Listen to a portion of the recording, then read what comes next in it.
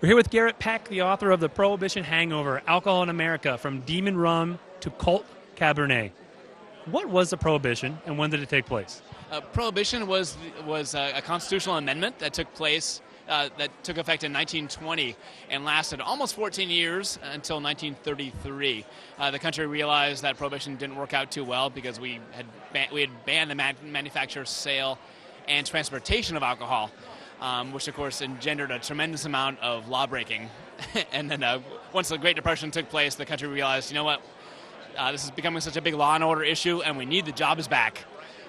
So we ended up repealing Prohibition. Can you talk a little bit about how we got to Prohibition and the political infighting that led to this constitutional amendment? There was a century-long social reform movement called the Temperance Movement, which was designed to get our countrymen to not just sober up, but to abstain altogether.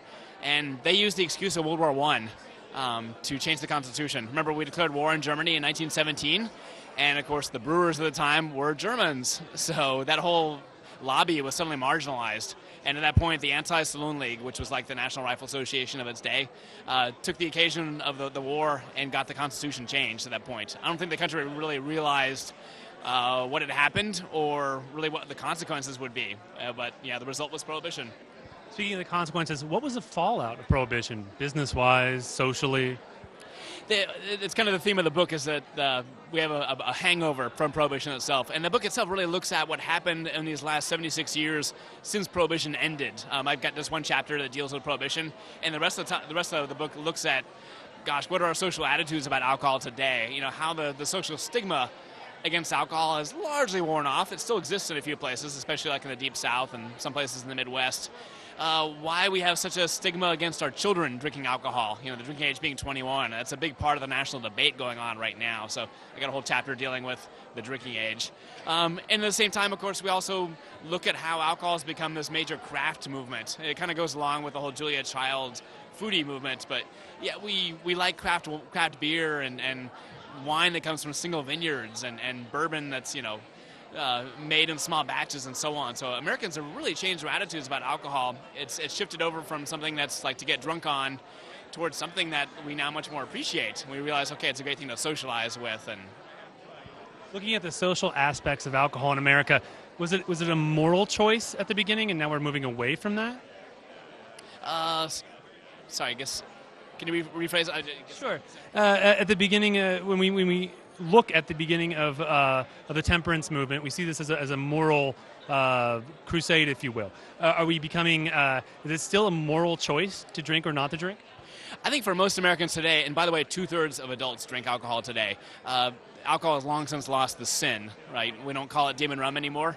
But rather we kind of worship at the altar of Cult Cabernet now, as I called it in the subtitle. So the sense of alcohol somehow being wrong has largely faded away from American society. Again, like I said, most of us drink now, and most of us don't want to be told anymore, like, well, you shouldn't drink, it's wrong to. That was actually the genesis moment of my book, where I thought, oh, I have to go write about this, was seeing how my grandmother responded one year at Christmas to me bringing a bottle of wine. And she got just a little bit snooty. I come from a Methodist family. And Methodists, of course, were the ones who were the first church to embrace temperance, that is abstinence overall. So, and then you fast forward to my generation. I'm a Generation Xer, and you know most of us drink, and this is not an issue anymore. It's not a sin. So seeing sort of how that generational divide took place, that was the impetus behind the book. You see in California the push for the legalization of marijuana. We're seeing it in other parts of the United States. Is this today's current anti-prohibition? That is certainly, I think, a key issue, and it's really fascinating. My book, by the way, doesn't cover at all any of the illegal drugs or anything, but every talk I give, that question always comes up, and it's really fascinating. There's some interesting parallels between the drug wars of today and Prohibition, so that we've been fighting the drug wars now for 40 years, and gosh, are we winning the drug wars? Yeah, not so much. One of the interesting kind of parallels or non-parallels to the drug wars to Prohibition, though. Even during Prohibition, personal possession was never outlawed. The 18th Amendment only made the manufacture, sale, and transportation of alcohol illegal, but you could still possess it. You could still have it in your home. You could still make wine at home. You fast forward here to the drug wars, we've made even personal possession into a felony, and hence we've filled our prisons full of people largely who are low-level drug offenders. We're at the National Press Club's Author Night in Washington, D.C. You live here, and you lead temperance tours. If I were to go on one of those, where would be the first place we went? The temperance tours, the very first location, starts off at the Cogswell Temperance Fountain, which is right at 7th and Pennsylvania Avenue, and was a fountain put there in 1882 by Henry Cogswell as a reminder to Washingtonians to drink water instead of whiskey. And we also visit the Calvary Baptist Church up in Chinatown, which was where the Anti-Saloon League had its first national convention in 1895.